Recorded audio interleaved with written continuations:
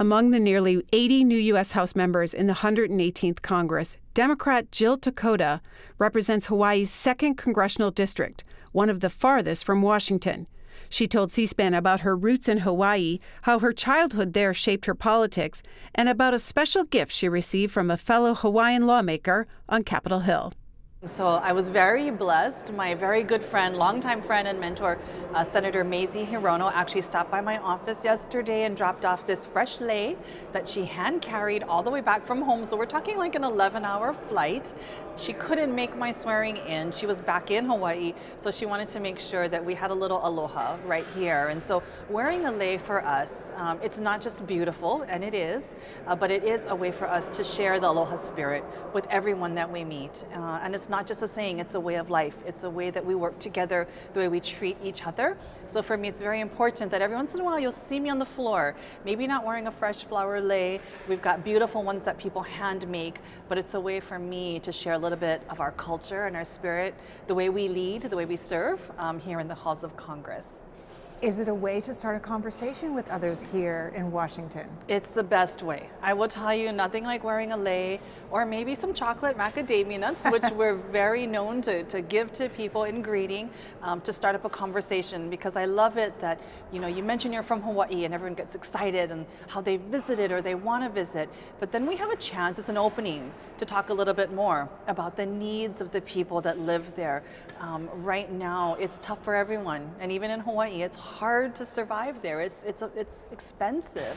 So if I even have a chance to talk about what I want to do for the people of my district, for the people of Hawaii, it's a huge opportunity. So whether it's a lei and a little aloha, we want to make sure that Hawaii is well represented and gets the help that they need back home. Describe your family roots in the state. I really feel humbled and blessed to actually represent Congressional District 2. It represents every single island in the chain. And for myself, 4 generations of our family have called Congressional District 2 home. My grandfather was born on Hawaii Island in Papailoa, and then he later was raised and learned to swim in the ditches of Maui and Pu'unene. My dad's side of the family came from Kauai, and we worked the plantations of Puhi Camp over there. That area still exists today. My auntie still lives there. And my mom's side, grew up on the windward side of Oahu, where I have been born and raised, call home. My children go to the same public schools my husband and I did, right there in Kaneohe. And so to be able to now represent the area that has given so much to 4 generations of our family, now our 5th generation in my 2 sons, the Gosei, that's what we call it, 5th generation, it really is humbling for me, but also a huge responsibility. For myself, we're often taught it's not just about you. It really is about what you do to serve others. And I go home every chance I get, and when I sit at that kitchen table and I look at our 2 sons and my nieces often sitting right there with me, I worry. I worry that they may not have a kitchen table in Hawaii with the families surrounding it to call their own, because it's just so hard to find housing you can afford, to be able to put food on the table, have a real life and a future. And so that's why I'm here, with the urgency of a mother that's going to fight to make sure all of our kids, no matter what state they live in, community they live in, can really see a future for themselves. Describe how your childhood shaped your politics. That's a great question. I did not come from traditional political roots, honestly. Nobody in my parents didn't vote until I actually got to vote. I was born to young teenage parents way back in the day, and I often tell people, had it not been for public school teachers that guided me, had it not been for Pell, Perkin, and Stafford to make me the first in my family to go to college and to get a degree, even the house that we live in till this day, thanks to affordable housing programs in Hawaii, so much of my life and what got me here was because progressive Democrats paved the way, and they made it possible that we could lift ourselves up and really be here to serve and remember that. And so I do think that's largely what guides me, is that we come from working class roots, plantation roots when you go all the way back. And I've always been taught it's an obligation to give back and pay forward because of all the things that we were given. And so it's very humbling for me to think of where I came from, but more importantly to think, now how do we even do better for those that are to come? What do you mean by plantation roots? Many of us in Hawaii, we can trace our roots back to the plantations, whether it's pineapple or sugar or agriculture in general. And 4 generations ago, our family came from Okinawa. So all 4 lines of my family came from Okinawa and landed in Hawaii, as I mentioned, in different parts of the state on different islands, and somehow became me at the end of the day. But I really do think that dedication to hard work, the sacrifice for family, and the hopes of doing better for your children and the next generation, that was very much instilled in me at an early age, seeing that through my great-grandparents' sacrifice. My grandparents helped to raise us. My parents were young, as I mentioned, when I was born, and so it really was about the whole family taking care of you, as it still is today. And so my grandparents helped to make sure I got to school, helped me get to the after-school activities that I needed to go to as well. And I even looked back at their personal experience. My mother's father, he served in the military intelligence service during World War II. Which was something not even talked about until just recently. At the same time he served his country, my great-grandfather, my Gigi, was actually interned in Santa Fe. He was taken from his home in Pu'unene.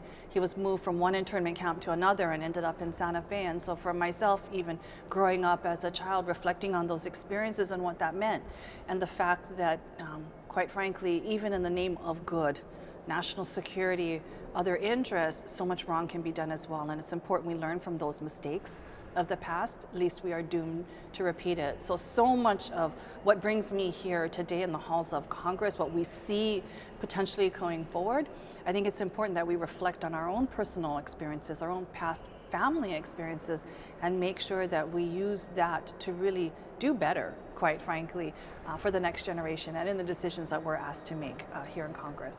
Was it your family roots that inspired you to study Japanese?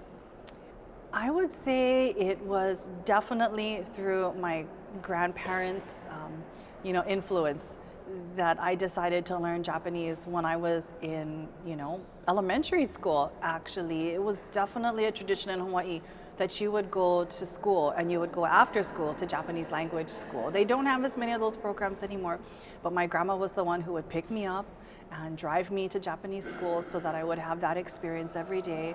And then even learning from my grandfather, he, again, being in the military intelligence service, that was his role, to translate, to interpret, do all of these things, being fascinated by that, continuing to learn Japanese through high school, minoring it when I was right here in DC, going to the George Washington University and studying it, both the history, the political culture, but then the language as well.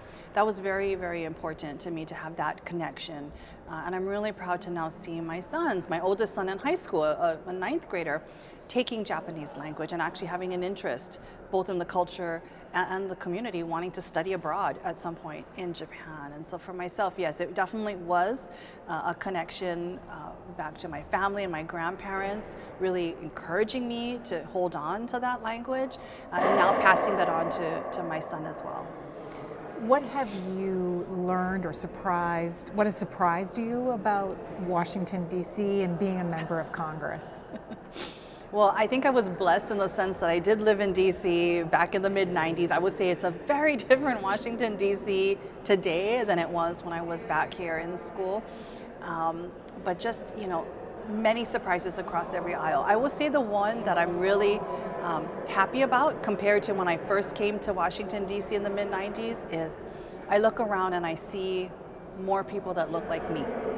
My very first trip to DC was not in college. It was actually with the Close-Up program, where you toured the halls of Congress and you toured the Supreme Court. You got to stand on the floor. And I distinctly remember when I got to tour the floor, kind of pausing for a second to just take it in of where I was and placing my hand on a desk and whispering to myself, very boldly I must say, I'll be back. Making a commitment to myself, a goal for myself that I would be back here, and not just as a spectator, but as a member. To now be back here is very humbling to have that opportunity. But I do remember, even back then, putting my hand on the desk, looking around at DC, looking at who was in Congress, I did not see myself. I did not see myself in the members. I did not see myself in the staff. And that worried me, that concerned me. We still have so much work to do to make sure that the halls of Congress reflect the diversity the uniqueness and the perspectives of our country, but it's come such a long way, and so proud to be a part of a class that is very diverse in our backgrounds, our perspectives. You know, we bring America to this building, and I'm really proud to be a part of that. As an Asian American Pacific Island woman of color, I think it's really important that our perspectives are here, but more importantly, how are we now going to keep that door open and make sure others follow us as well? What do you think your ancestors would say to you as now a member of Congress? Don't screw up. No, just kidding. I think definitely there would be pride, but first and foremost, as we've always been raised, humility and responsibility. You know, that was definitely something that was imparted on me over and over again growing up. It's not about you. It's how are you going to make sure you do good by your family, by your community, by others. And that's a huge responsibility I think that we all bear. But also that humility part is very important. I think back to my 12 years even in the Hawaii State Senate, if people ask me as a takeaway what was the most important thing, it was to be humble. There's so many opportunities to be full of yourself. There's so many opportunities to think that it's just about you, that you make the decision, but really it's not. It's not about you. Those are one of the final words that I stated on the floor of the State Senate when I left, was a reminder, it's not about you. It's about the people we serve.